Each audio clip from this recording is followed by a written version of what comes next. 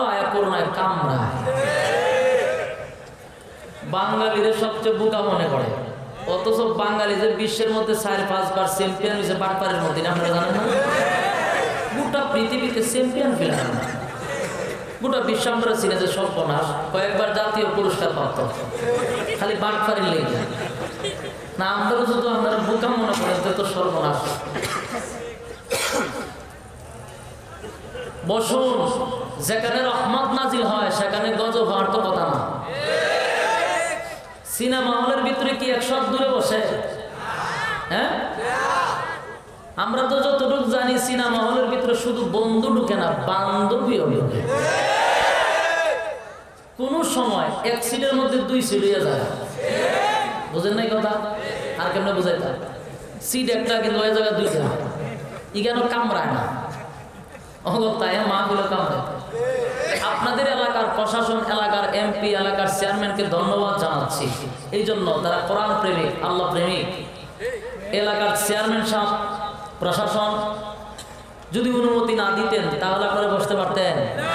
এদেরকে মহব্বত এবং অন্তর থেকে মহব্বত করার দরকার আছে না নাই? 64 জেলায় প্রোগ্রাম করি, সব জায়গায় খালি অনুমতি নাই। যেখানে যায় হুজুর অনুমতি দেন না, মসজিদের ভিতরে ঢুকায় কোনো রকম দিয়ে একটা বক্তব্য দিয়ে আমরা গাড়ি তুলে ছেড়ে দেয়। কথা বুঝতেছেন? অনুমতি নাই। আমরা প্রশাসনকে শ্রদ্ধা করি, এদেশের আইনকেও শ্রদ্ধা করি, ঠিক না? সরকার মহোদয় যদি বলে ওয়াজ মাহফিল বন্ধ হতে হবে করোনার দোহাই দিয়ে, আমরা মেনে নিতে 100 বার রাজি, কারণ আমরা শ্রদ্ধা করি আইনকে, মানতে আমরা বাধ্য। কিন্তু একটু কথা আছে, বলবো মাহফিল বন্ধ অবশ্যই হবে, করোনার দোহাই অবশ্যই বন্ধ হবে, যেমনি বলেন আমরা এমনি মানতে রাজি। কিন্তু মাহফিল বন্ধ করে সিনেমা হল ওপেন চালু থাকবে, 92% মুসলমান বরদাস্ত করতে পারে না, সহ্য হয় না। বন্ধ হলে সব সেক্টরে বন্ধ হতে হবে, না হয় এটা মুসলমানের পরিচয় আঘাত লাগে। এই জন্য আমরা শ্রদ্ধা করি, ঠিক না? সব আইন আমরা মানতে বাধ্য, তবে এক সাইডে টানলে হবে না। আল্লাহ বুঝার তৌফিক দান করুন, আমিন। আমাদের সকলের যাত্রা শুরু কোথা থেকে? জান্নাত থেকে আমাদের যাত্রা শুরু। আমাদের আব্বা আদম আলাইহিস সালাতু ওয়াস সালাম, আমাদের আম্মা হাওয়া আলাইহিস সালাতু ওয়াস সালাম। আব্বা আম্মার বাড়ি যদি জান্নাতে হয়, সন্তানের বাড়ি কোথায়? জান্নাত। তারা আমাদের মা এবং বাবা দুজন সরাসরি জান্নাতে ছিল। তারা জান্নাত থেকে সরাসরি দুনিয়ায় আসছে, আর আমরা তাদের মাধ্যম হয়ে দুনিয়ায় আসছি, ঠিক না? তাহলে আমাদের যাত্রা শুরু কোথা থেকে? জান্নাত থেকে যাত্রা শুরু, আবার জান্নাতেই যেন আমাদের জীবনের পরিসমাপ্তি ঘটে, সেটাই হলো আমাদের টার্গেট। বলুন, মুসলমান হিসাবে, ইমানদার হিসাবে আমাদের টার্গেট কোথায়? জান্নাত। আলোচনার ভূমিকাটা একটু মনোযোগ দিয়ে শুনলে সামনের আলোচনাগুলি বুঝতে খুব সুবিধা হবে। ভূমিকা যদি আপনি তাড়াহুড়া করেন তাহলে সামনের আলোচনা বুঝতে আপনার কঠিন হবে। এজন্য আলোচনার মেইন ফাউন্ডেশন হলো ভূমিকা। একটু মনোযোগ দিয়ে শোনেন। যাত্রা শুরু জান্নাত থেকে, পরিসমাপ্তি চাই আবার জান্নাতে। টার্গেট আমাদের জান্নাত, আসছি জান্নাত থেকে, টার্গেট আবার যেতে হবে জান্নাতে। প্রশ্ন হলো তাহলে আসলাম কোথায়? ঠিক না? আমরা ছিলাম জান্নাতে, যেতেও চাই জান্নাতে, তাহলে মাঝখানে কি করি? আসি এখন বর্তমানে কোথায়? দুনিয়া। দুনিয়ায় আসি। 3টা কথা যারা জানে না তাদেরকে আমাদের সিলেটের ভাষায় বলে পাগল। 1 নাম্বার হলো কোথা থেকে সে আসছে, কোথায় আছে, কোথায় যাবে। বলুন, আমি যদি আপনাদেরকে জিজ্ঞাসা করি, বলো ভাই কোথা থেকে আসছেন, সে যদি বলে হুজুর কইতে পারি না, বলতে পারি না, তো ভাই আপনি আসেন কোথায়, কইটা বলতে পারি না, তো আপনি যাবেন কোথায়, কইটা জানি না। আপনার ভাষায় কি বলবেন? হ্যাঁ, অসুস্থ পাগল। আসছে কোথার থেকে সেটাও জানে না, আছে কোথায় সেটাও জানে না, যাবে কোথায় সেটাও জানে না। তাহলে আপনারও ভাষাও বলবেন পাগল। ঠিক আমাদের দুনিয়াতে যারা বর্তমান আছে আমরা অধিকাংশ পাগল, অসুস্থ। জিজ্ঞাসা করবেন তুই আইসত কোথেকে, বুঝতে পারে না, বলতে পারে না। আসত কোথায় সেটাও জানে না, যাবে কোথায় সেটাও জানে না। তাহলে তুমি সুস্থ কিভাবে? আজকে শিখে নেন 3টা জিনিস। আসছি জান্নাত থেকে, আসি দুনিয়া, যাবো কোথায়? জান্নাতে আবার যেতে হবে। কবর হইয়া, হাসর হইয়া, ফুলসিরাত এগুলা হইয়া তারপরে জান্নাতে যাওয়া আমাদের টার্গেট। তাহলে আসলাম কোথায়? বর্তমান আসি দুনিয়া। কেন আসি দুনিয়া? আমরা যেহেতু বুইরা জান্নাতেই যেতে হবে, তাহলে আর দুনিয়াতে আওয়ার তো দরকার ছিল না। এরকম প্রশ্ন অনেকের ভিতরে জাগে। মা বাবা চিন্তান না, তো আমরা ওইখানে জন্ম নিতাম, জান্নাতে ঘোরাফেরা করতাম, এই দুনিয়ায় ফাটাইয়া আবার কয় জান্নাতে যাইতাম। সেইখানে থাকলে কি হইতো? তাহলে এখানে কেন আসছি? এখানে আসার একটাই কারণ হলো, আল্লাহ বলেন আমি তোমাদেরকে পাঠাইছি দুনিয়াতে একটা পরীক্ষা দিয়ে আসার জন্য। বলুন আমরা কোথায় আসছি? পরীক্ষা দেওয়ার জন্য। দুনিয়াতে আসছি যে একটা হল, আর আমরা হলাম এখানে পরীক্ষা দেওয়ার ছাত্র। কথা বুঝতেছেন? পরীক্ষা দেওয়ার জন্য ছাত্র যখন কোনো হলের ভিতরে ঢুকে, তখন বোর্ডের পক্ষ থেকে তাকে 3 ঘন্টা সময় দেওয়া হয়। কয় ঘন্টা? 3 ঘন্টা সময় দেওয়া হয়। 3 ঘন্টার ভিতরে তোমার যা খুশি তা লিখতে থাকবে। সময় কিন্তু 3 ঘন্টা। এরপরে আর হলের ভিতরে বসার কোনো অধিকার। আমাদেরকে দুনিয়ার হলের ভিতরে পাঠাইছেন পরীক্ষা দেওয়ার জন্য। আমাদের সময় হলো 60 থেকে 70।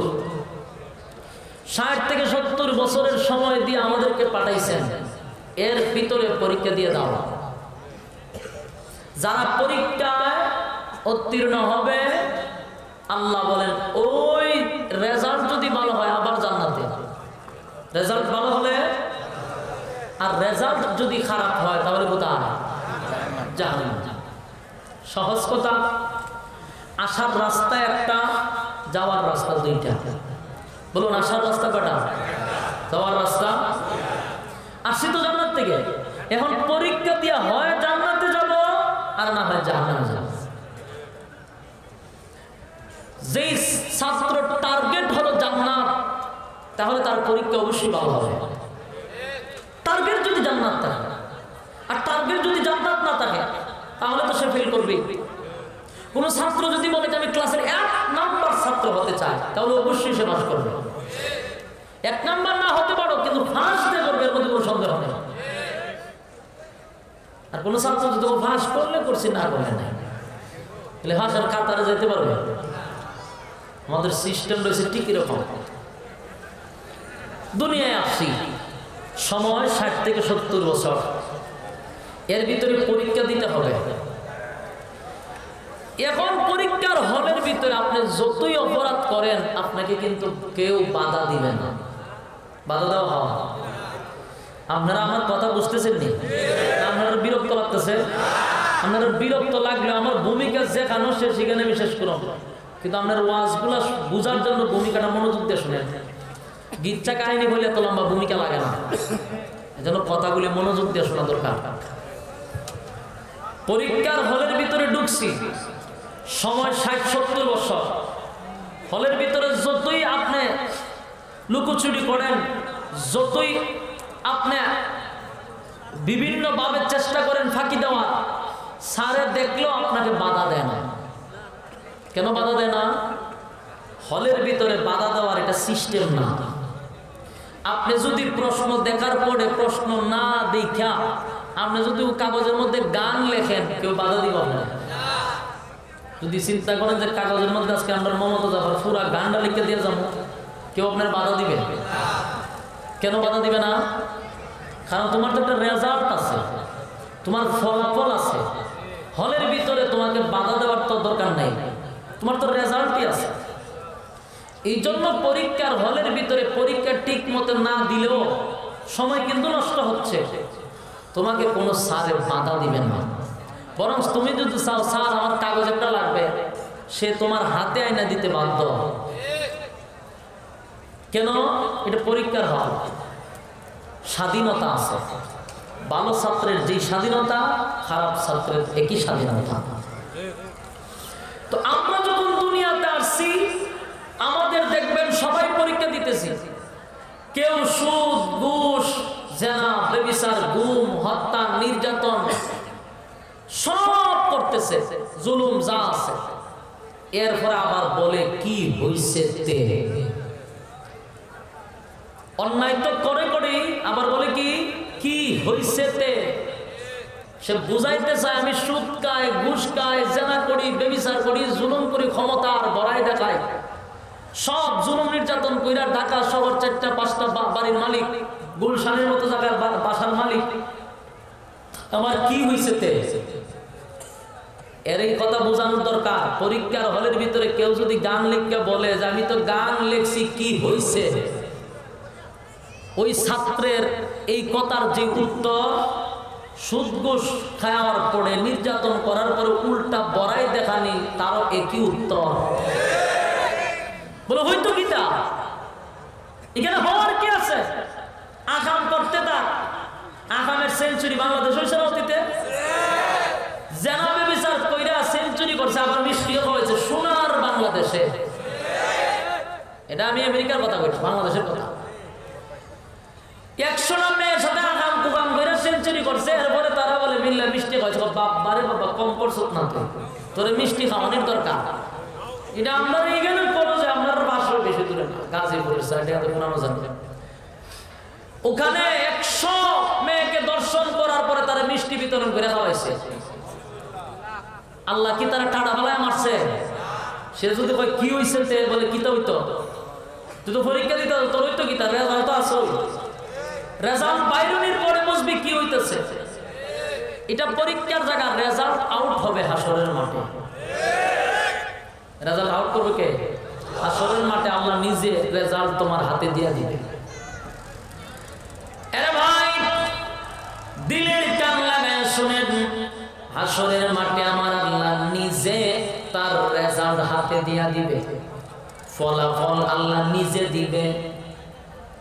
পরীক্ষা হলো দুনিয়ায়, রেজাল্ট আউট হবে হাসরের মাঠে। যে পাস করবে আমল নামা দেওয়া হবে, রেজাল্ট ডান হাতে দিবে। যে দুনিয়ায় ফেল করবে, রেজাল্ট তার দেওয়া হবে বাম হাতে। এ ভাই, দিনের কান লাগায় শুনি, এটা পরীক্ষার হল। পরীক্ষা দিতে আসছি আমরা। পরীক্ষা দেওয়ার সময় যত ভুল ভ্রান্তি হোক না কেন, কেউ বাধা দেয় না রে। তার একটা মাত্র কারণ, তোমার ফলাফল আছে। বাধা দেওয়ার সিস্টেম না।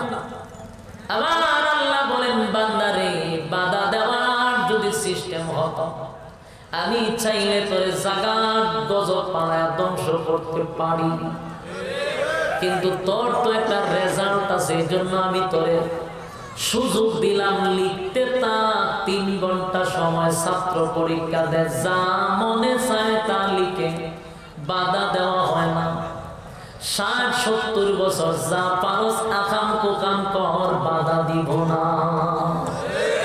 তোর তো একটা সময় দিয়ে আমি পাঠাইছি, তাই বাধা দিব না। বাধা না পাইয়া যদি তুমি গার ফুলাইয়া বলো কি হইছে তে, বলে কি হইব তে, হাসরের মাঠে বুঝবে তে, বুঝাইয়া দিব। আল্লাহ বলেন, সেদিন বিচার করব আমি আল্লাহ। বিচার করবে কে? আল্লাহ নিজে বিচারক হবে গো। কাউরে ভাড়া কইরা নিয়ে বিচার করবে না, বিচারক হবেন আল্লাহ। আর আমার আল্লাহ যদি বিচার করে রে, বিচারটা হবে ইনসাফের বিচার, না বেইনসাফের হবে? ইনসাফের বিচার করবে আল্লাহ, কোন বেইনসাফি বিচার করবে না। আল্লাহ বলেন, যদি তুমি পাস করো, ডান হাতে আমলনামা দিব, ডান হাতে। আরে ভাই, আমাদের টার্গেট যদি তাকে জান্নাত, জান্নাত যদি তাকে পরীক্ষায় পাস করা সম্ভব? কথা হয় না? পরীক্ষায় পাস করা সম্ভব যদি আমাদের টার্গেট হয় জান্নাত। প্রত্যেকটা মানুষ তার টার্গেট থাকতে হবে, আসছি রে দুনিয়াতে, যাব আবার দুনিয়া শেষ করে আবার কবরে, কবর হইয়া হাসরের মাঠে, হাসরের মাঠ হইয়া মিজানের পাল্লায় ফুলসিরাত বাহির হয়ে জান্নাত। জান্নাত টার্গেট যদি হয়, সব কিছু ইমানদার বিসর্জন দিতে পারে, কিন্তু জান্নাত বিসর্জন দিতে পারে না। কারণ আমাদের টার্গেট দিতে হলো জান্নাত। এইখানে কি চিরস্থায়ী আসছি? না, দুনিয়ায় টাকার জায়গা কেন থাকবার জন্য আসছেন? কেউ থাকতে পারছে? বড় বড় ক্ষমতাশীল থাকতে পারছে? দাপট যারা দেখাইতে থাকতে পারছে? কেউ থাকতে পারে নাই, তুমিও না, আমিও না। কবি বলেন, আমার আগে এই বাড়িতে বাস করেছে অনেকজন, আমার আগে এই বাড়িতে বাস করেছে অনেকজন, তারাও গেছে আমিও যাব, রইব না আর বেশিক্ষণ। থাকবো না রে ভাই, এ যুবক ভাই, তোমার আর আমার কিন্তু সময় আল্লাহ দিয়া পাঠাইছেন, এত সময়ের ভিতরে বান্দা পরীক্ষা দিয়া দেয়। থাকবি না? অনেক ভাই আমার তোমার মতো যুবক ভাই দুনিয়ার থেকে অল্প সময় বিদায় হয়ে যায়, ঠিক কিনা? তার সময় যতটুক সে বাঁচবে ততটুক। কিন্তু আমরা এখনো সিগন্যাল পাওয়ার পর সতর্ক হই না। আরে তোমার চুল গুলি কসকসে কালো ছিল কিন্তু সাদা হয়ে যাচ্ছে, তুমি বুঝো না কেন? তোমার সিগন্যাল। তোমার চামড়া ডিল হয়ে যাচ্ছে, তুমি কেন বুঝো না? সিগন্যাল। চোখের জ্যোতি কমে যায়, বুঝো না কেন? সিগন্যাল। দাঁত গুলি লড়াচড়া করে, বুঝো না? সিগন্যাল। এতগুলা সিগন্যাল দেওয়ার পরে বান্দা তুই বুঝোস না, তোর আগেও কেউ থাকতে পারে নাই, তোর পরেও কেউ থাকে নাই, তুই কেমনে থাকবি রে? এটা তো টাকার জায়গা না, এই পৃথিবীতে কেউ থাকতে পারে না। এই পৃথিবী ত্যাগ করতে হবে, চিরস্থায়ী জায়গা হলো পরকাল, যেখানে শুরু আছে শেষ নাই। দুনিয়ার শুরু আছে, শেষও আছে। এই জন্য অল্প সময়ের ভিতরে টার্গেট রাখতে হবে জান্নাত। জান্নাত হাসিল করতে হবে দুনিয়ায় তাইকা, জান্নাতের সরঞ্জাম দুনিয়ায় তাইকা তোমার ঠিক করতে হবে। যুবক ভাই, আমি তোমাদেরকে বলি, এই দুনিয়াটা বড় নিষ্ঠুর দুনিয়া। আজকে যদি তুমি মারা যাও, এই যে তুমি জুলুম কইরা, নির্যাতন কইরা, ক্ষমতার দাপট দেখাইয়া মানুষের কাছ থেকে অবৈধভাবে সম্পদ তুমি আত্মসাৎ করছো, যদি এখন তুমি দুনিয়ার থেকে বিদায় হয়ে যাও রে, বলুন না কেউ কি টাকা পয়সা লইয়া কবরে গেছে? এই কাফনের কোনো পকেট আছে? জুড়ে পায় না। তাহলে এই যে জুলুম কইরা, তুমি নির্যাতন কইরা, টাকা পয়সা তুমি মালিক হয়ে গেলা, কালকে মরলে সাথে সাথে তোমার সম্পত্তি ভাগ হওয়ার জন্য চিল্লাচিল্লি শুরু করবো। বাচ্চা কাচ্চা গুলি চিন্তা করবো কারে কোন বাগার জায়গা দেওয়া যায়, বাদ করা শুরু করবে। কেউ তোমার গাড়ি লইয়া টানবে, কেউ বাড়ির অংশ নিয়ে টানাটানি শুরু করবে। কিন্তু তুমি তো আখাম কোকাম কইরা সম্পত্তি অর্জন করছো, এটার ফিটা তুমি একা কবরে ভোগ করবা। না দুনিয়া পাইলা, না পরকাল পাইলা, ঠিক কিনা বলেন?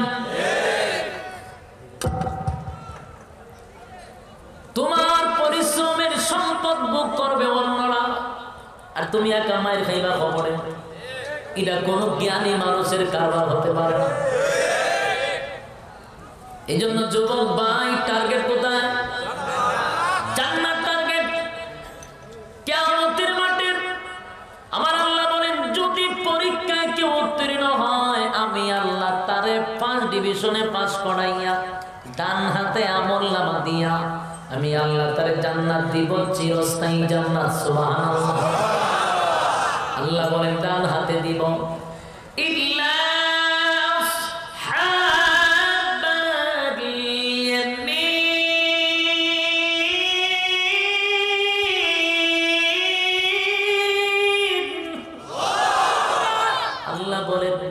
আসহাবে ইয়ামিনদেরকে আমি ফলাফল ডান হাতে দিব। আর যারা দুনিয়াতে 60 বছর 70 বছর সময় পায় পরীক্ষার সময় মতো পরীক্ষা দিল না, শুধু সময় পরীক্ষার হলের ভিতরে তাইকা নষ্ট করছে, আল্লাহ বলেন বাম হাতে আমলনামা দিব, ফলাফল বাম হাতে। আরে স্বাভাবিক না, ডাইরেক্ট বাম হাতে এমনটা না। আমার আল্লাহ ডাক দিয়ে বলবেন ফেরেশতারা রে, ওই যে নাফরমান বাম হাতে আমলনামা দিবি, স্বাভাবিক না। বাম হাতটারে পাইয়া বুক বরাবর ঢোকায়া দেয়। কোন দিকে ঢোকাইব? বুক বরাবর বাম হাতটা ঢোকাইয়া পিছন দিকে বাহির করবে। তারপরে ফলাফল দিব, নে বন্দা দেখ কত নাম্বারে পাস করছস। বন্দা রেজাল্ট দেখা বলবো মালিক রে, আমার প্রতি আপনি কোনো বেইনসাফি করেন নাই, আমি হলের ভিতরে আমার দেওয়া আপনার দেওয়া সময় নষ্ট করেছিলাম, আমি সময়টা নষ্ট করেছি, ঠিক মতো পরীক্ষা দেই নাই। আমার আল্লাহ বাম হাতে দিয়া কোথায় যাইবেন আপনারা? বাম হাতে যাদেরকে রেজাল্ট দিবে কোথায়? জাহান্নামে। কিন্তু কারো যদি টার্গেট থাকে জান্নাত, তাহলে অবশ্যই টার্গেট ফিল আপ হয়, ঠিক কিনা বলেন? টার্গেট ফিল আপ করা সম্ভব। দেখেন না, যত ব্যস্ততাই হোক না কেন, যত ঝামেলায় হোক না কেন, আল্লাহর ডাকে সাড়া দিয়া দেখবেন অনেক মানুষ মসজিদে চলে 5 ওয়াক্ত। তার ব্যবসা ঠিকই আছে, তার চাকরি আছে, অফিস আদালত আছে, সব সেক্টরে কাজ করে, কিন্তু যখন আল্লাহ ডাক দেয় নামাজের জন্য, ডাক দেওয়ার সঙ্গে সঙ্গে সমস্ত কাজকর্ম বাদ দিয়া মাওলার ডাকে সাড়া দিয়া মসজিদে চলে যায়। তার টার্গেট কি? তার টার্গেট কিন্তু জান্নাত। এই জন্য সমস্ত কাজকর্ম বাদ দিয়া মাওলার ডাকে সাড়া দিয়া টিকি আল্লাহর সামনে হাজিরা দেয়। আর তুমি কাজকর্ম না থাকলেও তার কানে আজানের আওয়াজ ঢুকে, কিন্তু সে আমার মাওলার ডাকে সাড়া দিতে রাজি। ইমাম সাহেব যদি বলে আসেন না ভাই নামাজে যাই, উত্তর দে হুজুর আমার সময় নাই। কি নাই? বেচারার সময় নাই। আজকে অনেকে বলতো আসেন না একটু ওয়াজ শুনে, একটু সময় নাই, ব্যস্ত। যুবক ভাই, আমি আপনাদের কাছে বলতে চাই, যেই লোকটা বলল সময় নাই, সময় নাই, সময় নাই, আমি আপনার বিবেকের কাছে প্রশ্ন করি, তার বউ বাচ্চা আসেনি, ব্যবসা বাণিজ্য আসেনি, চাকরি নকরি আসেনি, তাহলে তুমি বললা সময় নাই, তুমি তো জি বাংলা স্টার জলসায় সময় দেওয়ার সুযোগ আছে, তোমার বিপিএল আইপিএল খেলা দেখার সময় আছে, তোমার ব্যবসা বাণিজ্য করার সময় আছে, স্ত্রী পুত্ররে দেওয়ার সময় আছে, বন্ধু বান্ধবের আড্ডায় সময় আছে, শুধু সময় নাই রে আমার আল্লাহর বেলা। আমার আল্লাহ ডাক দিয়ে আমার বান্দা রে,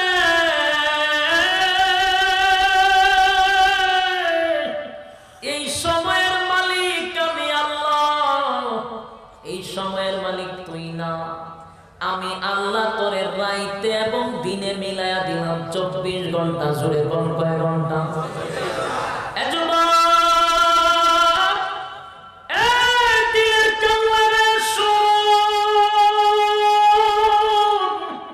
যদি ইখলাসের নিয়তে কথাগুলি শ্রবণ করস রে, হয়তো আজকের বয়ানে তোমার দিলের পরিবর্তন হতে পারে। একটা কথা আমি বানায়া কোন গিচ্ছা কাহিনী বলার জন্য এখানে আপনারা আনেন নাই, আর আমি কোথাও কোনো গিচ্ছা কাহিনী বলি না। আমার ওয়াজের বয়স 5-6 বছর, আমি কোনো বাবাদের গিচ্ছা, কোনো ফিরের গিচ্ছা জীবনও বলি নাই। এগুলো আমি পছন্দ করি না। গিচ্ছা কাহিনী না বললে যতটুকু সত্যতা, যতটুকু এলেম খালাম, এরপরেও আমি সত্য কথাগুলি মানুষের সামনে উপস্থাপন করার চেষ্টা করি। কথা বুঝতেছেন? ভাববেন না হুজুরে গিচ্ছা কাহিনী কর। খোদার কসম গিচ্ছা নয়, শুধু দিলের কান লাগায় শোন, নিজের বিবেককে প্রশ্ন করো, নিজের বিবেকটারে প্রশ্ন করো। আমার মালিককে দিল 24 ঘন্টা, আমি আমার মালিককে কয় ঘন্টা দিলাম? কথা কয় না? এরে ভাই, তোমার নিজের বিবেককে তুমি প্রশ্ন করো। কত বড় আলেম ওয়াজ করলো সেটা দেখার বিষয় না, কথাগুলা কি বলতেছি তোমার বিবেকে ধাক্কা লাগে কিনা দেখো।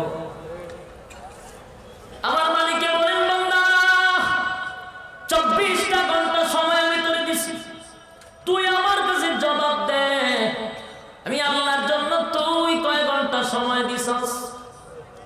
কোন জবাব আছে না আপনার? 24 ঘন্টার ভিতরে তো 24টা ঘন্টাই দুনিয়া। আল্লাহ বলে, বান্দা সব সেক্টরে তোর সময় নাই, শুধু আমার বেলায়। বন্ধু বান্ধবের সময় দেশ, কফির আড্ডায় বসস, ক্রাম বোর্ড খেলায় বসস, দাবা খেলায় বসস, বিপিএল আইপিএল এর সামনে জুয়ায় বসে, খেলা দেখে আর জুয়া খেলে, খেলাধুলা, ফুটবল, ক্রিকেট যা আছে সব সেক্টরে সময় আছে। শুধু ইমাম সাহেব যদি বলে আসেন না নামাজে যায়, তখন বলে সময় না। কত বড় নাফরমান, কত বড় নাফরমান। আবার আল্লাহ বলেন, ফেরেশতারা রে, এই নাফরমানের 24টা ঘন্টা সময় আমি দিছিলাম, সে সব সেক্টরে সময় দিছে, শুধু সময়টা দিছে না আমি আল্লাহ রে। আমি তার কাছে হিসাব চাই। বান্দা শোন, তোরে যদি 60 বছর সময় দিয়া থাকি, আগেও মাইনাস করেও মাইনাস, শুধু যৌবনকালের হিসাবটা আমারে দে। বালে খাওয়ার আগ পর্যন্ত মাইনাস, একেবারে বার্ধক্যে পৌঁছে গেলে সেটাও আল্লাহ মাইনাস করে দিবে। কিন্তু যৌবনকালের হিসাব দে, যুবক, যৌবনকালের হিসাব দে। কইবে করছ সারা রাত যে ফেসবুক টানা শুরু করে, যে টানতে আছে ফজর পর্যন্ত টানে, ফেসবুক টানতে টানতে ফজর পর্যন্ত নেই। ফজরের আযান দেয়, সালাতু খায়রুম মিনান নাওম, ঘুম থেকে নামাজ ভালো, ঘুম থেকে নামাজ ভালো। আর তখন সে বিছনাটা টান দিয়া কয় নামাজ থেকে ঘুম ভালো।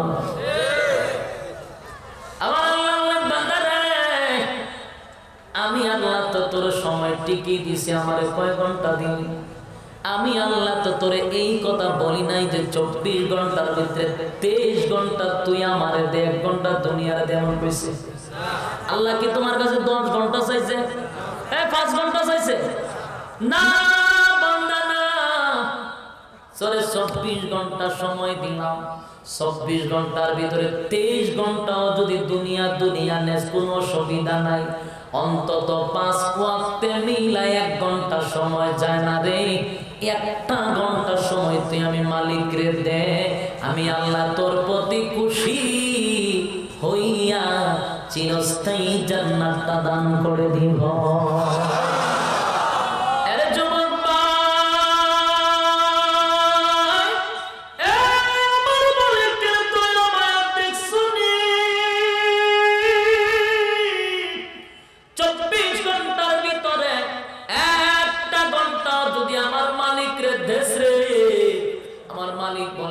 ঘন্টার বিনিময়ে চিরস্থায়ী জান্নাত পাবি, চিরস্থায়ী জান্নাত।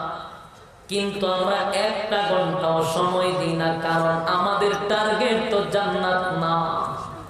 আমাদের টার্গেট হলো ফেসবুক, আমাদের টার্গেট হলো দর্শন, আমাদের টার্গেট হলো ঘুম হত্যা, আমাদের টার্গেট হলো বানানি গুলশানে কেমনে বাড়ি বানানো যায়, আরেকজনের জায়গা কেমনে দখল করা যায়। খারে মাইরা খারে গরম যা ক্ষমতা পাইছে পাইয়া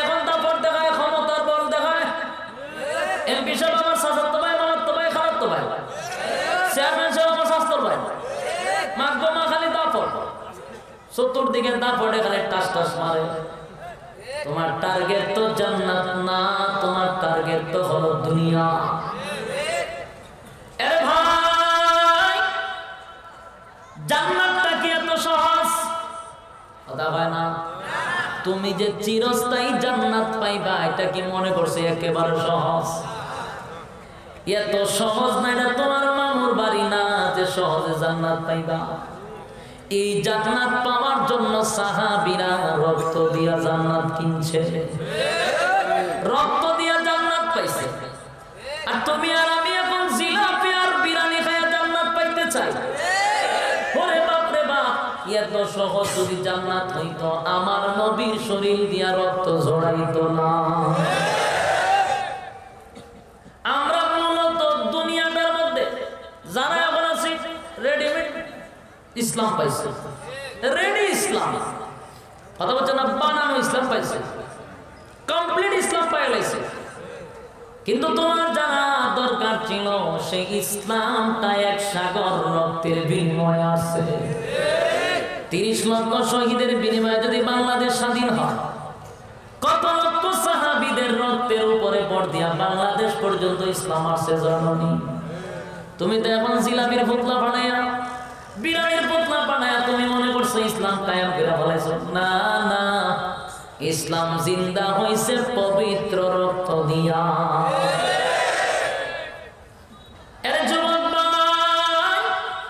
অধিকাংশ মানুষ এখন মন গড়া ইসলাম পালন করে, আল্লাহ নবীর রেখে যাওয়া ইসলাম পালন করে না, মন গড়া ইসলাম। মন গড়া ইসলাম যদি পালন করো রে, কিয়ামতের মাঠে আমার নবীর হাতের হাউজে কাউসারের পানি নসিব হবে না।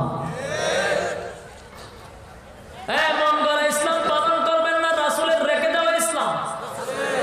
কথা কয় না, রাসূল যে ইসলাম রেখে গেছে সেই ইসলাম পালন করতে হবে। বাপ দাদার ইসলাম পালন করলে চলবে না, কোরআন হাদিস দিয়ে ইসলাম পালন করতে হবে। কোন বাবাই কোন কথা কইছে সেই অনুযায়ী ইসলাম চলবে না। ইসলাম চলে তার কোরআন হাদিস অনুযায়ী। আর ইসলাম তার সে রক্তের বিনিময়ে। এত সহজ ইসলাম না। আমরা তো অনেকে আছি বড় পাগড়ি লাগাইয়া হাতে একটা তসবিহ লইয়া হক মাওলা কইয়া ইসলাম কায়েম করে লাই। ওরে বাপ রে বাপ, অত সহজ ইসলাম এ কথা কয় না। এ বড় পাগড়ি দাড়ি লাগাইয়া জুব্বার মধ্যে যদি ইসলাম শেষ হয়ে যাইত তাহলে নবীর রক্ত ঝরানোর প্রয়োজন ছিল না। তোমার থেকে বড় বুজুর্গ আল্লাহর নবী কি কম ছিল? তো নবী যদি দোয়া করতো মালিক ইসলাম কায়েম করে দাও, ইসলাম কায়েম হইতো না।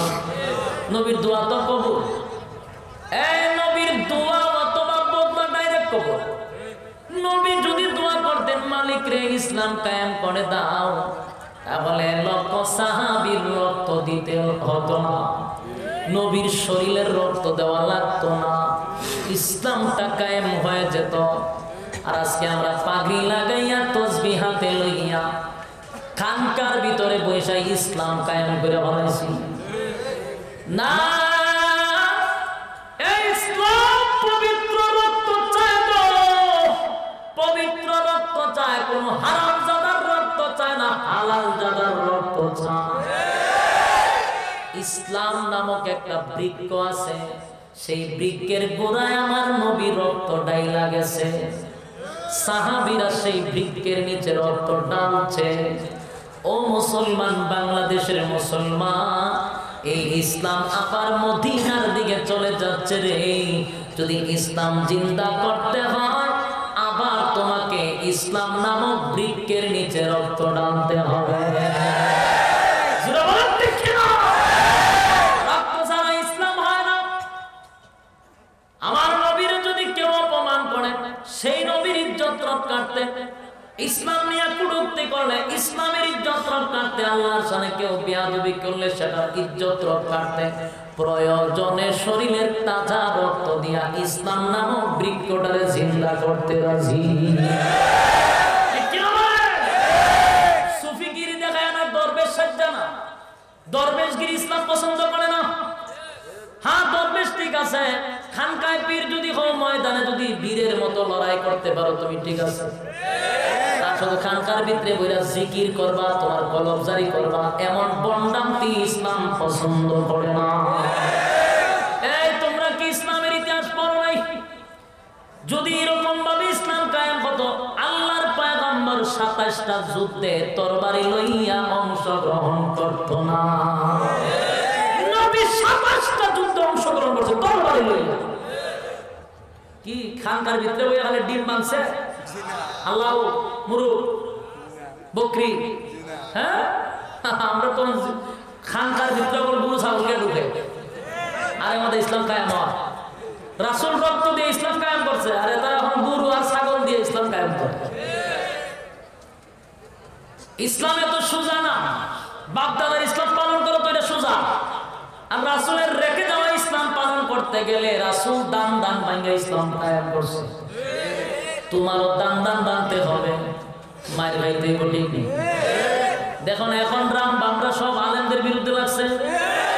রাম বামদের জবাব দিতে গিয়া যদি রক্ত দিতে হয়, যুবক প্রস্তুত আছো কিনা জানতে চাই। এটা হলো ইসলামের ইতিহাস। ইসলামের ইতিহাস হলো ইসলামের ইতিহাস হলো মুসলমানরা আগে আক্রমণ করে না। রাসূল 13 বছর শুধু নীরবে মার খাইছে। কয় বছর? 13 বছর নীরবে শুধু মার খাইছে। আল্লাহর পক্ষ থেকে বলা হয়েছে কোনো প্রতিবাদ করা যাবে না, খালি মার খাইতে থাকেন। এরপরে মক্কা ছেড়ে হিজরত করে মদিনা যাওয়ার পরে যখন আবার আক্রমণ করা শুরু করছে, আল্লাহ বলেন আর নীরবে থাকা যাবে না, এবার পাল্টা জবাব। এবার সাইজ করার সময় ইচ্ছা মতে সাইজ শুরু হয়েছে। সব রাম বাম শেষ, ইসলাম কায়েম হয়েছে। বারবার ওলামায়ে কেরামদেরকে কটাক্ষ করে কথা বলবা, আঘাত করবা, মারবা, রক্ত ঝরাইবা। যেদিন দেওয়ালে ফিট লাগবে সেদিন যা কিছু আছে সব নিয়ে রাম বামদের উপরে চাপিয়ে পড়বো ইনশাআল্লাহ। সেদিন কালেমার পতাকা আবার বাংলাদেশে উত্তীর্ণ হবে, ঠিক কিনা বলেন? সময় আয় পড়ছে, বেশি বাকি না। শুধু অপেক্ষায় থাকো, অপেক্ষায়। ইসলামের উপরে বারবার যদি আঘাত দেওয়া হয়, মুসলমান এটা বরদাস্ত করে না। কারণ আমার সবচেয়ে বড় পরিচয় হলো আমি মুসলমান। কে কোন দল পরিচালনা করে, আগে আমার পরিচয় কি? মুসলমান। মুসলমান হিসাবে যদি আমার আল্লাহ এবং রাসূলকে নিয়ে কেউ কটাক্ষ করে কথা বলে, আলেম আমার বিরুদ্ধে যদি কেউ কথা বলে, আমরা ঘরে বসে থাকতে পারি না। হয় রক্ত দিব, ইসলাম বিজয়ী হবে, ঠিক কিনা বলেন? এর যুবক ভাই, যদি তাকে টার্গেট জান্নাত, যদি তাকে টার্গেট জান্নাত, সাহাবীদের টার্গেট ছিল জান্নাত, তাই তো দুনিয়ার জমিনে তারা জান্নাতের সার্টিফিকেট পাইছে। সুবহানাল্লাহ। জান্নাতের টার্গেট ছিল গো, তাই তো দুনিয়াতে জান্নাতের গ্রাম পাইছে, জান্নাতের সার্টিফিকেট দুনিয়াত পাইছে। সুবহানাল্লাহ।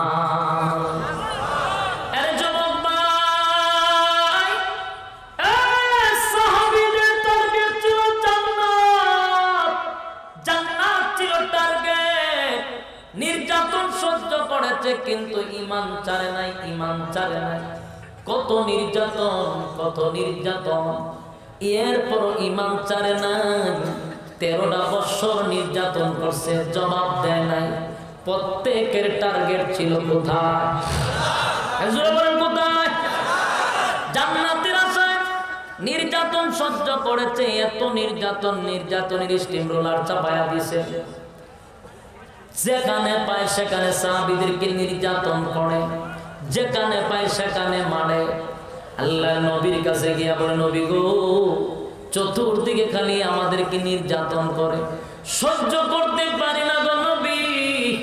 আল্লাহর কাছে দোয়া করেন না যেন আসমান থেকে কোনো ফয়সালা পড়ে। আল্লাহ নবী বলেন, সাহাবীরা রে, আসমানের ফয়সালা হওয়ার আগে আগে যদি দুনিয়ার থেকে বিদায় হতে পারো, ঈমান লইয়া যদি শাহাদাত বরণ করতে পারো, ওয়াদা দিলাম জান্নাত তোদের জন্য ওয়াজিব।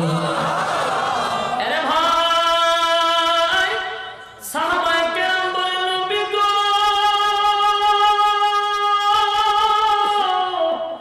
জান্নাতটাই হলো টার্গেট গো নবী। জান্নাত পাওয়ার জন্য যদি শরীরটা বেঈমানের হাতে বিসর্জন দিতে হয়, জীবন বিসর্জন দিতে হয়, সব দিব, কিন্তু জান্নাত আমাদের টার্গেট। এর যুবক, জান্নাত টার্গেট ছিল। দেখেন সাহাবায়ে কেরাম এমনি এমনি জান্নাত পায় নাই, তোমার আমার মতো না, তোমার আমার মতো না। জান্নাতের আশায় সব কিছু বিসর্জন দেয়। একজন সাহাবী, তার নাম হলো হুযায়ফা রাদিয়াল্লাহু তাআলা আনহু। এই যুবক ভাই, দিলের কান লাগায় শোনো, জান্নাতের জন্য কি কি ত্যাগ করতেছিল সাহাবায়ে কেরাম, তুমি কি করো? দিলের কান লাগায় শোনেন। একজন সাহাবীর নাম হলো হুযায়ফা রাদিয়াল্লাহু তাআলা আনহু। আল্লাহর নবী একজন সাহাবী, বয়স মাত্র 18 থেকে 20 বছর হবে। ওই সাহাবী বিবাহ, মনে করেন বিবাহের আয়োজন চলতেছে, বিবাহ হয়ে গেছে, কবুল হয়ে গেছে, মিষ্টি বিতরণ চলছে। ওইদিকে আল্লাহর নবী হুনায়নের যুদ্ধের ঘোষণা দিয়া দিলেন। 3 জন সেনাপতি নিয়োগ করলেন। 3 জন সেনাপতির মধ্যে 1 নাম্বার হলো হুযায়ফা রাদিয়াল্লাহু তাআলা আনহু। এবার হুযায়ফা বিবাহ করছে, বউয়ের সাথে এখনো দেখা সাক্ষাৎ হয় নাই, বিবির ঘরে এখনো প্রবেশ করে নাই, খালি কবুল হইছে, মিষ্টি বিতরণ চলছে। এমন সময় হঠাৎ করে কে যেন রে একটা সিটি লইয়া হুযায়ফার কাছে আসছে। হুযায়ফা রে, এই সিটিটা পড়ে দেখো। হুযায়ফা সিটি খুলে হেডলাইনই দেখে, আমার নবী মুহাম্মাদুর রাসূলুল্লাহ সাল্লাল্লাহু আলাইহি ওয়াসাল্লামের নাম হেডলাইন। এবার হুযায়ফার নামটা দেখার সঙ্গে সঙ্গে চিঠিটারে চুম্বন করলেন, চোখে লাগাইলেন, বুকে লাগাইলেন, তারপরে চিঠিটা পড়তে লাগলেন। চিঠির মধ্যে লেখা ছিল, আল্লাহর নবী বলতেছেন, হুযায়ফা রে, আগামী কালকে হুনায়নের যুদ্ধ রে হুযায়ফা, 3 জন সেনাপতি আমি নিয়োগ দিয়েছি, 3 জন সেনাপতি, এর মধ্যে প্রধান রাখছি আমি তোরে হুযায়ফা।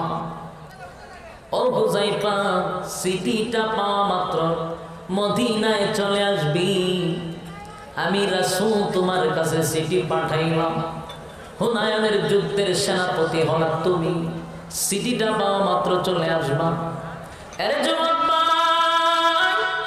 হুযায়ফা সিটিটা পাইয়া চোখে লাগায়, মুখে লাগায়, আল্লাহর নবীর চিঠির মধ্যে চুমু দেয়, আর পিছনে তাকায় না। সিটিটারে বাস কইরা পকেটে ঢোকাইছে, এমনি লাফ মাইরা ঘোড়ার উপরে উঠছে, তরবারিটা পিছনে ঢোকাইছে। 4-5 জন মুরব্বী গিয়া বলে, হুযায়ফা রে, এখন কবুল পড়াইলাম, মিষ্টি বিতরণ করলাম। ও হুযায়ফা, সবে মাত্র না বিবাহ করছো, কোথায় যাও? হুযায়ফা বলে, আমার নবী আমার কাছে চিঠি পাঠাইছে, হুনায়নের যুদ্ধে আমার সেনাপতির প্রধান, একটা সেকেন্ড দেরি করতে পারি না, আমি এই মুহূর্তে মদিনায় যাব। মুরব্বীরা বলে, হুযায়ফা, সবে মাত্র বিবাহ করেছিস, নববধূ ঘরের ভিতরে, তার চেহারাটা দেখে যা, এটাও তো সুন্নতের আসল, একটু চেহারাটা দেখে যা, কোথায় যা আছে দেশ না রে হুযায়ফা।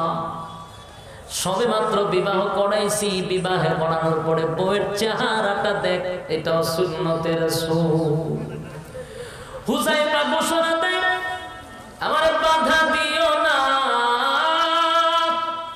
আমার রাস্তাটা ছেড়ে দাও গো, আমাদের টার্গেট হলো জান্নাত। জোরে কোন কোথায়? এ যুবক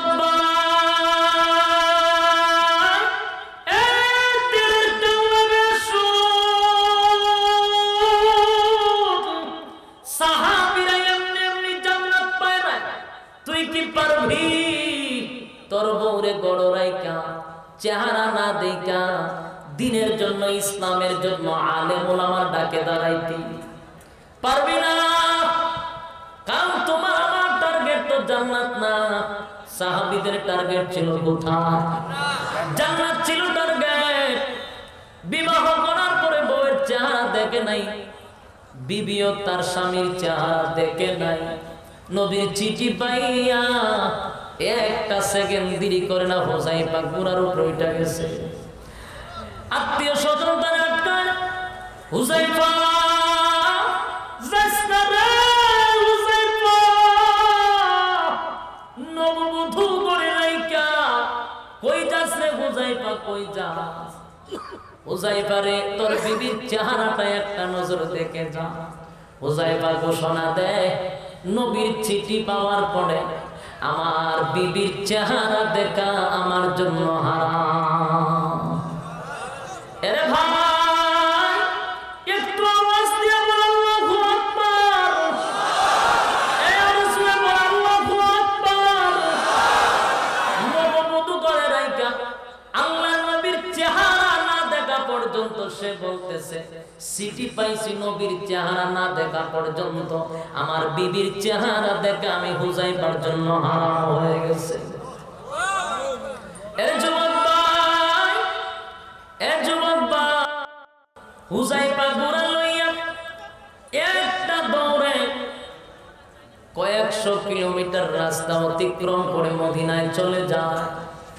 মদিনায় গিয়া নবীর সঙ্গে দেখা সাক্ষাৎ করে নবী তারে দেখে মুস্কে হাসে। একসঙ্গে নামাজ আদায় করে হুযায়ফা সেখানে বসার যুদ্ধের সরঞ্জামগুলি রেডি করতেছিল। ঘন্টা যাওয়ার পরে কিছুক্ষণ পরে হুযায়ফার হাতে একটা চিঠি আসছে। হুযায়ফা চিঠিটা খুলে দেখে তার নববধূ তার চিঠি পাঠাইছে। চিঠির মধ্যে লেখা, প্রাণের স্বামী গো, আপনি যে বিবাহ কইরা কবুল বইলা আমার চেহারাটা না দেখে নবীর চিঠি পাইয়া যুদ্ধের ময়দানে চলে গেলেন, কোনো আফসোস নাই গো স্বামী। আল্লাহর নবীর ডাকে সাড়া দিয়া যুদ্ধের ময়দানে গেছে, আমার কোনো আফসোস নাই, কিন্তু দুঃখ লাগলো একটা নজর যদি আপনাকে দেখতে পারতাম আমার কোনো আফসোস ছিল না। আরে প্রাণের স্বামী, আপনার কাছে আমার আবদার, একটু আসেন না, আমি শুধু আপনার চেহারাটা দেখব। আপনার চেহারাটা একটা নজর দেখার পর আপনি চলে যাবেন, কারণ কিয়ামতের মাঠে যেন আপনি যে আমার স্বামী আমি যেন চিনতে পারি, তাই দুনিয়াতে আপনাকে একটা নজর দেখতে চাই। আসেন না গো স্বামী, আমি আপনাকে আটকাবো না, শুধু আপনার চেহারাটা দেখে আমি আপনাকে বিদায় দিয়া দিব। হুযায়ফা চিঠিটা পড়ে রাইখা দিলেন, কোনো কথা বললেন না। আবার কিছুক্ষণ পরে দেখে আবার একটা চিঠি আসছে। ওই চিঠিটা খুলে দেখে নববধূ আবার চিঠি পাঠাইছে, প্রাণের স্বামী গো, আসেন না গো স্বামী, একটা নজর আপনারা দেখতে চাই। ওগো স্বামী, বিবাহ হইয়া গেল গো, কিন্তু আপনার চেহারাটা একটা নজর দেখতে পারলাম না। আমার বড় আফসোস থাকবো, হাসরের মাঠে আমি আপনাকে চিনব কেমনে।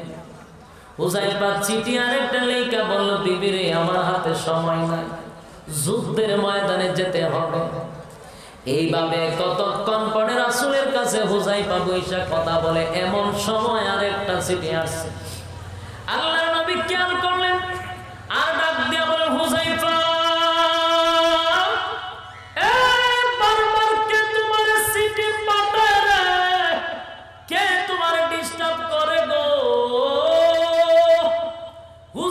বলে নবী গো, ওগো আল্লাহর পয়গম্বর, কত ভালোবাসি আপনারে, শুধু জান্নাত আমাদের টার্গেট গো নবী। চিঠি পাঠাইছে হুনায়নের যুদ্ধে আমি সেনাপতি। নবী গো, যখন চিঠিটা পাঠাইছেন সবে মাত্র বিবাহের কবুল আমি বলেছি। আগে নবীজি, বিবাহ হয়ে গেছে, কিন্তু বিবির চেহারাটা এখন পর্যন্ত দেখি নাই, বিবিও আমার দেখে নাই, তাই বারবার চিঠি দেয় আমার বিবি নাকি একটা নজর আমার দেখবে, কিয়ামতের মাঠে যেন আমার দেখে চিনতে পারে। এই জন্য বারবার চিঠি দেয়, আমি উত্তর দিয়ে বলেছি সময় নাই। আল্লাহর নবী বলেন, হুযায়ফা ওয়াদা দিলাম রে হুযায়ফা, যা দৌড়াইয়া তোর বিবির সঙ্গে দেখা করে আমি হুনায়নের যুদ্ধে যাওয়ার সময় রাস্তায় তোর জন্য অপেক্ষা করব। আরে ভাই, আল্লাহর নবীর অর্ডার পাইয়া হুযায়ফা জঙ্গি একটা ঘোড়া লইয়া দ্রুত গতিতে দৌড়াইতে দৌড়াইতে চলে গেলেন বিবির বাড়িতে। বাড়িতে গিয়া বিবিরে ডাক দেয়, বিবি গো আয়, বিবি আয়, তাড়াতাড়ি আয়, কি বলবি বল বিবি, তাড়াতাড়ি বল, সময় নাই। বিবি তার স্বামীর কণ্ঠ শুনি না পাগলের মতো দৌড়াইয়া ঘর থেকে বাহির হয়েছে। সালাম দিল, কদম মসি করল, ডাক দিয়া বলে, প্রাণের স্বামী গুড়াতে গেলাম, স্বামী গুড়াতে গেলাম, একটা গ্লাস শরবত আপনার বানায়া দে, শরবতটা একটু করে বৈশা পান করে। হুযায়ফা বলে, বিবি রে, ও বিবি, শরবত খাওয়ার সময় আমার হাতে নাই, গুড়ার থেকে আমি নামতে পারবো না। আরে বিবি, ভালোবাসার জন্য আসি নাই, প্রেম জমানোর জন্য আসি নাই গো বিবি, আল্লাহ পয়গম্বর যে আদেশ করছে তোমার চেহারাটা দেখানোর জন্য, নবীর আদেশ রক্ষার্থে আসছি রে বিবি, দে বিদায় দে, চলে যায়। বিবি আবার ডাক দিয়া বলে, প্রাণের স্বামী যুদ্ধের ময়দানে যাইবেন গো, আমি আপনার বাধা দিব না, বাধা দিব না গো স্বামী, বাধা দিব না, কারণ আমি জানি গো স্বামী আপনার সঙ্গে আর কোনোদিন দেখাও হবে না। কারণ যে যুদ্ধে আল্লাহর নবী 3 জন সেনাপতি রাখছে, স্পষ্ট 2 জন শাহাদাত বরণ করবে, 1 জন বেঁচে থাকবে, আর সেনাপতির মধ্যে প্রধান হলেন আপনি, 3 জনের মধ্যে আপনি হলেন প্রধান, তাই সর্বপ্রথম শহীদ যে আপনি হবেন সেটাও আমি জানি। অবশ্যই বাধা দিব না, কিন্তু আপনার কাছে আমার শেষ একটা আবদার আছে, ওই আবদারটা যদি আপনি রাখতেন, আপনি কি আমার আবদার রাখবেন? হুযায়ফা বলে, বল বিবি বল, সময় নাই বিবি, তাড়াতাড়ি বল।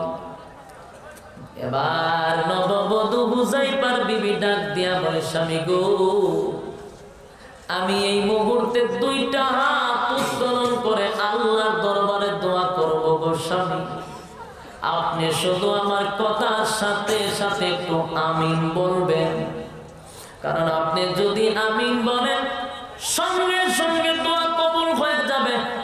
কারণ যুদ্ধের ময়দানে যখন মুজাহিদরা বাহির হয়, যুদ্ধের দেশ যখন পরিধান করে, আল্লাহর নবী বলেন তারা জবান দিয়া যা বাহির করে আল্লাহ তা কবুল করে নেন। অবশ্যই আপনার দোয়া যে কবুল, তাই আপনি শুধু আমার দোয়ার পাকে পাকে আমিন বলবেন, ওয়াদা দেন। হুযায়ফা ডাক দিয়া বলে, বিবি রে, দোয়া কর, আমার প্রয়োজন হইলে আমি আমিন বলে নিব, শর্ত লাগায়া দিছে, সুরে বল সুবহান, শর্ত লাগায়া দিছে। এবার বিবি 2টা হাত তুলে বলে, মালিক, সবে মাত্র বিবাহ হইল গো, আমি এক নববধূ, হতভাগী, আমার মতো হতভাগী কেউ নাই, আমি মাত্র বিবাহ করলাম, আমার স্বামীটা যুদ্ধের ময়দানে চলে যায়, মালিক রে, আমার মতো হতভাগীর দিকে তাকাইয়া তোমার যদি একটু মায়া হয় গো মালিক, আমার স্বামী যুদ্ধের ময়দানে যায়, আমার স্বামীটারে যুদ্ধে বিজয়ী করে গাজী বানাইয়া আমার কাছে ফিরাইয়া দিও।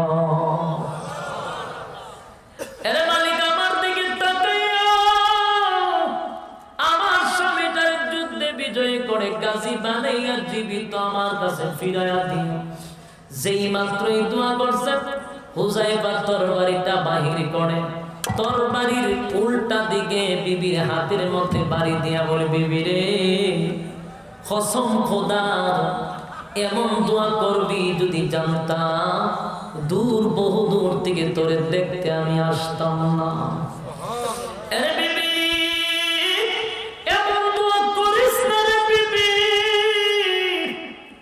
সেনাপতি তিনজন, যেই যুদ্ধে তিনজন সেনাপতি থাকে, দুইজন শহীদ হয়, একজন বেঁচে থাকে। দুইজনের মধ্যে সর্বপ্রথম আমি দুনিয়ার থেকে বিদায় হয়ে যাব, বিবি এর মধ্যে কোনো সন্দেহ নাই। দে বিবি বিদায় দে, আর কোনদিন তোর সঙ্গে দেখা হবে না, এই জীবনের শেষ দেখাবো বিবি, আর কোনদিন তোমার সঙ্গে দুনিয়ায় দেখা হবে না। দেখা হবে হাসরের মাঠে, দেখা হবে হাসরের মাঠে।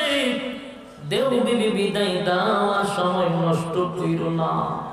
বিবি গো আমি যখন শহীদ হয়ে যাব যুদ্ধের ময়দানে, বিবি আমি যখন শহীদ হয়ে যাব, বিবি আমার লাশটা মন বইরা দেখিস রে বিবি, মন বইরা লাশটা দেখবি। এখন আমার বিদায় দে, আমার নবী যুদ্ধের ময়দানে দাঁড়িয়ে আছে। আরে যুবক তুমি আর আমি কি পারব, আমার আর তোমার দ্বারা সম্ভব না। তাদের টার্গেট ছিল জান্নাত, জান্নাত সব কিছু বিসর্জন দেয় জান্নাত পাওয়ার জন্য। হুযায়ফা বিবির হাতে বিদায় লইয়া আর বিবির দিকে দ্বিতীয়বার তাকায় না। যদি মায়া লেগে যায়, যদি ভালোবাসা জন্মায়, তাহলে কিয়ামতের ময়দানে আশিক রাসূল হইয়া দাঁড়াতে পারবে না। তাই বিবির দিকে দ্বিতীয়বার তাকায় নাই, ঘোড়া লইয়া দ্রুত গতিতে হুনায়নের যুদ্ধের দিকে যায়। পিছন দিকে বিবি কাঁদতে কাঁদতে গলা কাটা মুরগির মতো চটপটি করতেছে স্বামীর দিকে তাকাইয়া। হায় স্বামী পিছন দিকে তাকায় না, একটা দৌড়ে হুনায়নের যুদ্ধে চলে গেল হুযায়ফা। সেখানে গিয়া বেঈমানদের সঙ্গে যুদ্ধের ময়দানে যুদ্ধ করতে করতে হুযায়ফা আগাতে আগাতে এই দুনিয়া থেকে চিরবিদায় হয়ে গেল। ইন্না লিল্লাহি ওয়া ইন্না ইলাইহি রাজিউন।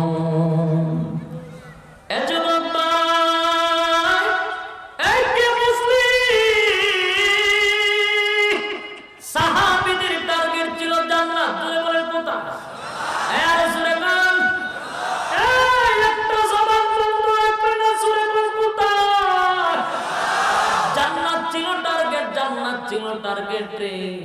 তোমার আমার টার্গেট থাকতে হবে কোথায়? যদি জান্নাত টার্গেট থাকে সব কিছু বিসর্জন দিতে রাজি, কিন্তু জান্নাত বিসর্জন দিতে রাজি না। সব শেষ করে দিতে পারি, মাগার ঈমান কারো কাছে বিক্রি করতে রাজি না।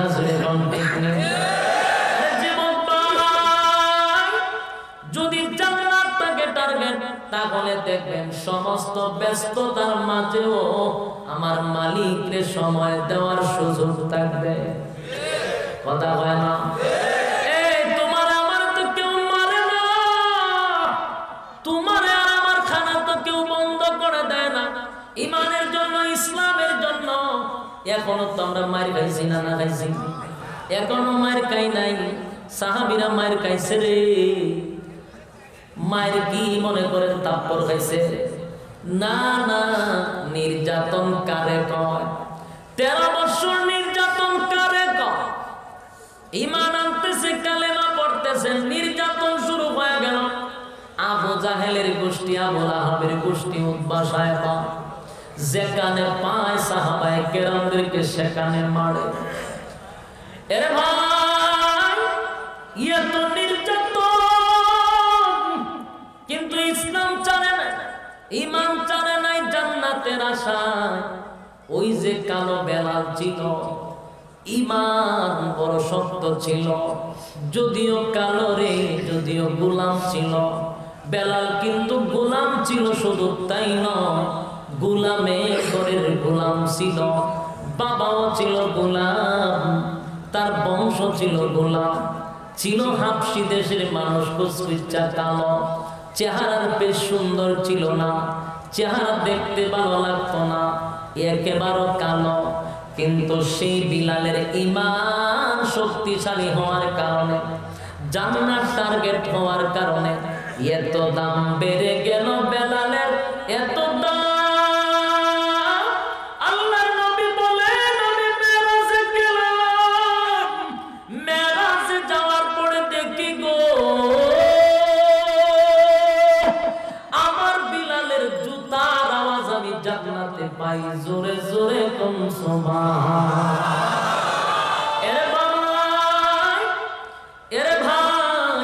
বেলাল তো কালো ছিল, কালো ছিল গোলাম, সমাজে 4 পয়সার কোনো দাম ছিল না বেলালে।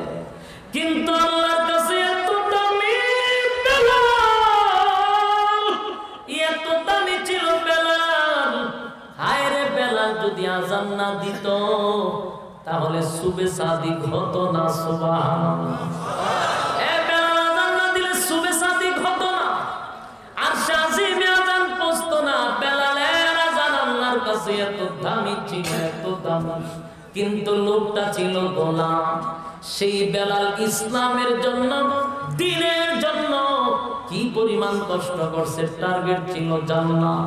বেলালের গলার মধ্যে রশি লাগাইয়া আরবের মরুভূমি দিয়া প্রচন্ড গরম বালুর মধ্যে বেলালকে কুকুরের মতো গলার মধ্যে রশি ধরে ধরে টেনে টেনে নিয়ে যেত। এরা গরম বালুর ভিতরে পিছনে টুসা উঠে যেত। বেলাল জোরে জোরে আহা আহা বলে ডাক দিত, আল্লাহ আল্লাহ বলে ডাক দিত রে। আল্লাহ বলার কারণে বেঈমানরা আরো বেশি নির্যাতন করত বেলাল।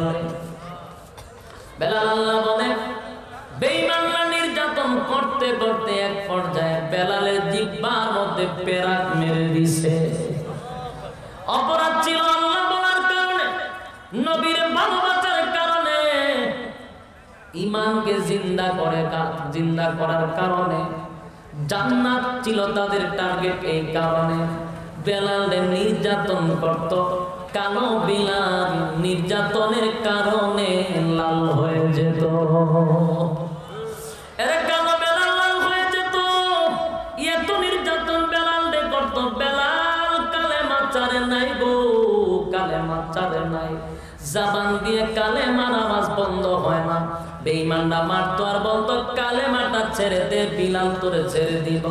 বিলাল বলে, জীবন ধ্বংস হয়ে যাক, জীবন শেষ হয়ে যাক, এই কালেমা জবান থেকে সরাবো না। টার্গেট হলো জান্নাত। টার্গেট কি? টার্গেট হলো জান্নাত। জান্নাত হলো টার্গেট। তোমার আমার টার্গেট কি? ফেসবুক। কথা কয় না? এ যুবক, টার্গেট হতে হবে জান্নাত। যদি টার্গেট জান্নাত হয়, পরীক্ষার হলে পরীক্ষায় পাস করব। পরীক্ষায় যদি পাস করি, রেজাল্ট আল্লাহ ডান হাতে দিব। রেজাল্ট ডান হাতে দিলে ফুলসিরাত মিজান সহজ হয়ে যাবে। দৌড়াইয়া চিরস্থায়ী জান্নাত। জান্নাতের ভিতরে প্রবেশ করবেন, আমার আল্লাহ বলেন চিরস্থায়ী। জান্নাতের ভিতরে ঢোকার পর আল্লাহ ঘোষণা দিবেন, বান্দারে আর মরবি না, আর মরবি না, আর মরবি না। আমি আল্লাহ আর কোনদিন তোরে মরণ দিব না। সুবহানাল্লাহ। এই জান্নাতে এক নাম্বার হলো মরণ নাই। সুবহানাল্লাহ। মরণ নাই, মরণ নাই। এরপরে জান্নাতে ঢোকার পরে আমার আল্লাহ বলেন, পরীক্ষায় যেহেতু ফার্স্ট ডিভিশনে পাস করছ, আরেকটা নিয়ামত তোরে না চাইতে দিলাম, সেটা হলো জান্নাতের ভিতরে আর কোনদিন বৃদ্ধ হবি না। সুবহানাল্লাহ। বাড়ি গিয়া কইবেন, বৃদ্ধ হবেন না। 30 বছরের যুবক বয়স বাড়বেও না কমবেও না, টাটকা যুবক। আমার আল্লাহ বলে চামড়া ঢিল হবে না, চোখের জ্যোতি কমবে না, চুল আর সাদা হবে না, যেমন ছিলেন তেমন থাকবেন, বাড়বেও না, বয়স কমবেও না। সুবহানাল্লাহ। এক একটা মানুষ হবে লম্বা 60 হাত। সুবহানাল্লাহ। 60 হাত লম্বা হবে। আমার আল্লাহ বলেন প্রত্যেকটা যুবকের চেহারা থাকবে ইউসুফ আলাইহিস সালাতু ওয়াস সালামের মতো। পৃথিবীর অর্ধেক সুন্দর ইউসুফ নবীর দিছিল, সেই চেহারা জান্নাতে থাকবে। আমার আল্লাহ বলেন নিম্ন স্তরের জান্নাতীকে এই পৃথিবীর 10টা পৃথিবীর সমান জান্নাত দিব।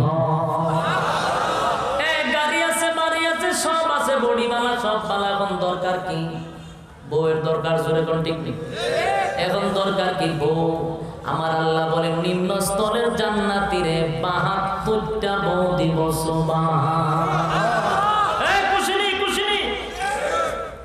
খুশি হইল, লজ্জা কয় না, ভয়ে কয় না। 72টা বউ দিব, এটা আবার বাড়িতে গিয়া কইেন না।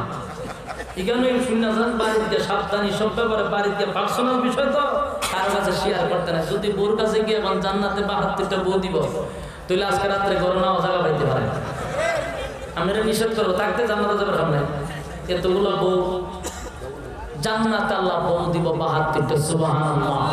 পরীক্ষায় পাস করলে না ফেল করলে? আমাদের টার্গেট হলো জান্নাত। আপনারা যে বিরক্ত লাগতেছে আমি ঠিক বুঝতে পারছি, এই জন্য আমিও আরো কিছু টানলাম হইলে, কিন্তু আপনারা যে উডাউডের বাপ বুঝতে পারছি, ব্যস্ত মানুষ তো আমার থেকে বেশি, তাই এখানে ইতি টানলাম। আসুন আমাদের সকলের টার্গেট হলো, বলুন জান্নাত কি পরীক্ষায় ফেল করলে না পাস করলে? পরীক্ষা দেওয়ার জায়গা কোথায়?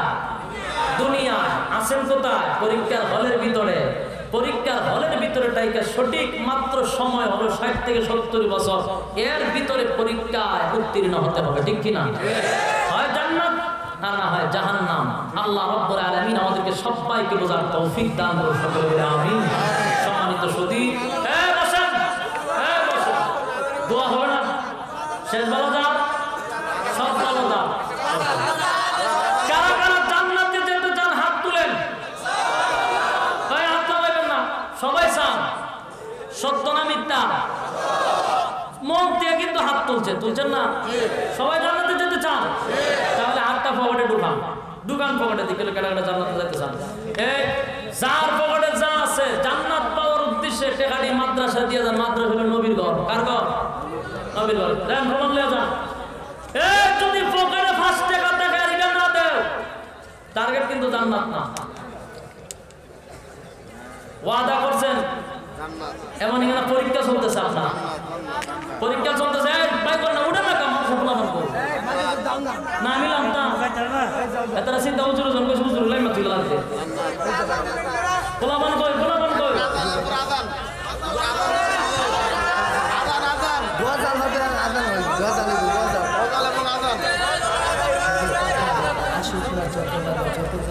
বসেন।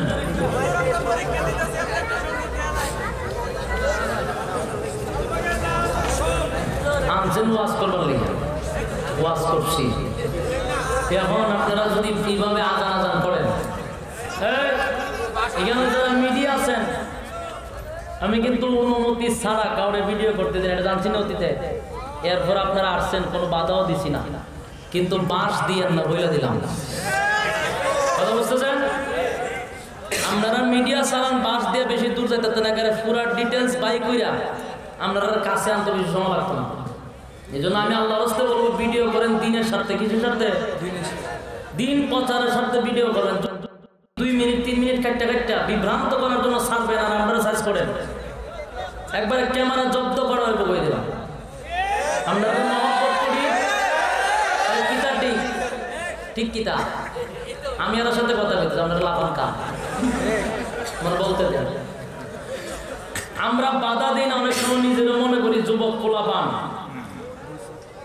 অন্য কাজ না করে দিন প্রচারের জন্য আসছে, তারা 2 টাকা ইনকাম হোক, এটা আমরাও চাই। কিন্তু ভাই 2 মিনিট 3 মিনিটের বক্তব্য ছেড়ে আলেমন আমাদেরকে সাধারণ মানুষের কাছে বিভ্রান্ত করবো না। কথা বুঝতেছেন? অনুমতি ছাড়া একটার ভিডিও করে দিনের পর আপনারা না করি নাই, কিন্তু ওই ধরনের কোনো কাজ করবেন না। যে জায়গাটা বিভ্রান্ত এটা বাদ দিবেন, বুঝতে পারছেন? ভাইরাল হওয়ার লাগিয়ে হেতারা বক্তারা রাখতিস কাটতে একটা ছায়া দেয়, এরপরে আমরা এগুলো প্রশ্নের সম্মুখীন হইতে হয়। সাবধান, এমন কাজ করবেন না। ইখলাসের সাথে কাজ করবেন, আল্লাহ দেখবেন চ্যানেলে বরকত দিবেন। বসেন, আজান দৈব মুয়াজ্জিন সামরা বক্তাকে আজান দেয়। বসেন, গজল একটা হবে ইনশাআল্লাহ। টাকা দিয়ে দেন, টাকা দিয়ে দেন, মাত্র সব টাকা দিয়ে দেন। জান্নাতও যাইতেন সবাই কইছেন, কিন্তু টাকা না দিয়ে ফাঁকিবাজি করলে আমি জান্নাতও ফাঁকিবাজি হইব। আপনারা জান্নাতও দিতে গেলে জাহান্নামে যাবেন না। মাদ্রাসার ছাত্রদের কাছে রুমালের টাকা দেন, আর রুমাল নিয়ে ডাইরেক্ট স্টেজে চলে আসো। বসেন, সঙ্গীত একটা হবে। আর আমি তখন আপনার কাছে ওই যে মাওনা হাজী আব্দুল সত্তার মসজিদ চিনেননি? হাজী আব্দুল সত্তার সাহেব চিনেন না? ওখানে তো আমি জুমা পড়াই। কথা বুঝতে পারছেন? শুক্রবার যদি কাছে হয় আমি তো মসজিদে আসি, কিন্তু আরো আপনার প্লাস হয়। এখানে আমি জুমা পড়াই সপ্তাহে, মাসে 2 দিন। আবার গাজীপুর বুট বাজারে পড়াই 2 দিন। তো এখানে 2 দিন আমি আসি।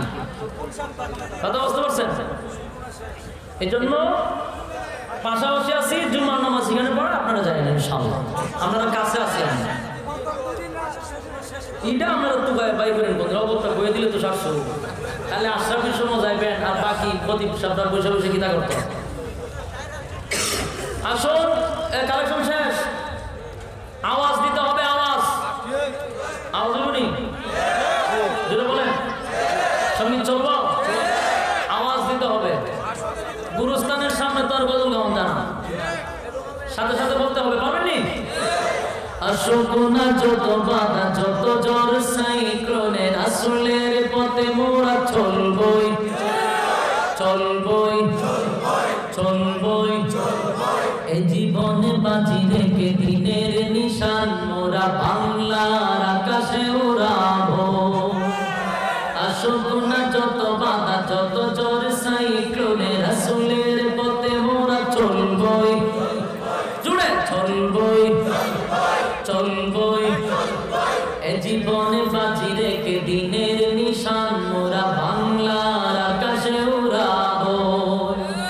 মোরা কামানের মুখোমুখি দাঁড়িয়ে, মোরা কামানের মুখোমুখি দাঁড়িয়ে আল্লাহু আকবার বলবো। আসুক না যত বাধা, যত জ্বর সাইক্লোনে, রাসূলের পথে মোরা চলবই, চলবই। এ জীবনে বাজি রেখে দিনের নিশান মোরা বাংলার আকাশে উড়াবো। আমাদের দেহে বহে জিহাদি রক্ত, প্রাণে প্রাণে বিপ্লবী ঝংকার। তাকবীর তাকবীর বাতিলের মাসনাদে কত বেগে করেছি যে চুরমার, কত বেগে করেছি যে চুরমার, কত বেগে করেছি যে চুরমার। এই শিরাবনা তো আল্লাহর কাছে শুধু হয় কোনো তাগুদের কাছে। সবুজ কাফেলা নিয়ে যাব জানি একদিন মাকসুদে মঞ্জিলে পৌঁছে, মাকসুদে মঞ্জিলে পৌঁছে, মাকসুদে মঞ্জিলে পৌঁছে। আমাদের ছোট হৃদয়ে, আমাদের ছোট হৃদয়ে রাসূলের প্রেম ছবি আঁকবো। আসুক না যত বাধা, যত জ্বর সাইক্লোনে, রাসূলের পথে মোরা চলবই, চলবই, চলবই। এ জীবনে বাজি রেখে দিনের নিশান মোরা বাংলার আকাশে উড়াবো। শেষ দিন আর তো বলেন, আসুক না যত বাধা, যত জ্বর সাইক্লোনে, রাসূলের পথে মোরা চলবই। এ জীবন বাজি রেখে দিনের নিশান মোরা বাংলা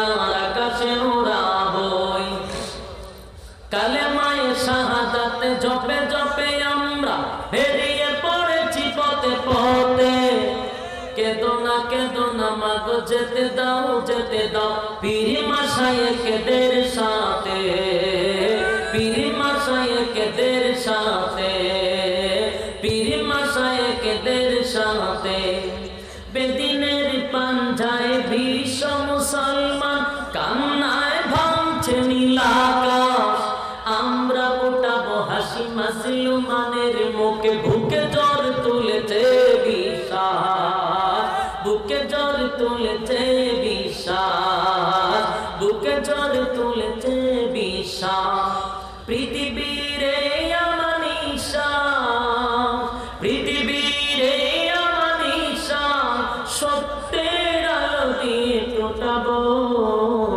আসুক না যত বাধা, যত জোর সাইক্লোনে, রাসূলের পথে মোরা চলবই, চলবই, জুড়ে চলবই।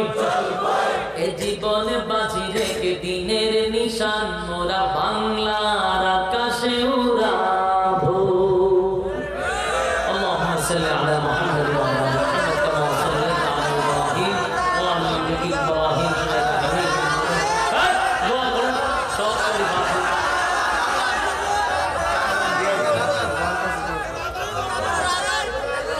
আপনারা সব আবদার যদি বক্তায় পুরা করে, বক্তাগিরি তো সে ফিজে কদিন পড়ো, 2 ঘন্টা ওয়াজ করে আবার আজান গজল সঙ্গীত।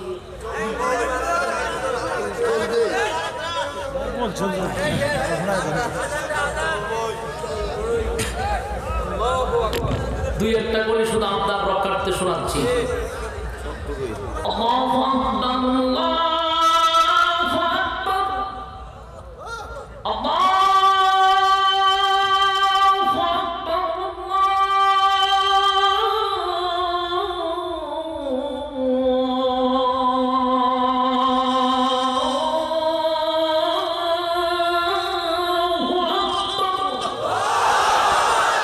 أشهد أن لا إله إلا الله،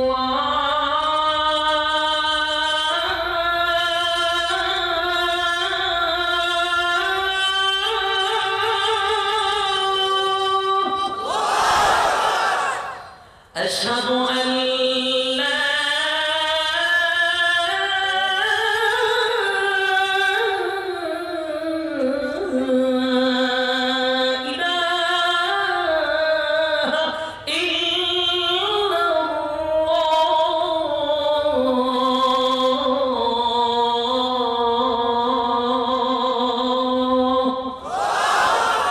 أشهد أن محمدا رسول الله،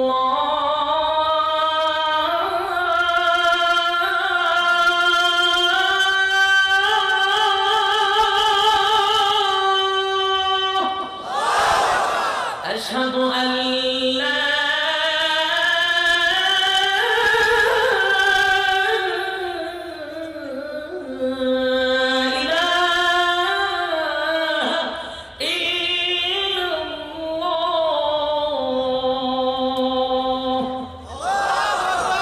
যথেষ্ট হয়েছে আর কত اللهم آمين ربنا ظلمنا أنفسنا وإن لم تغفر لنا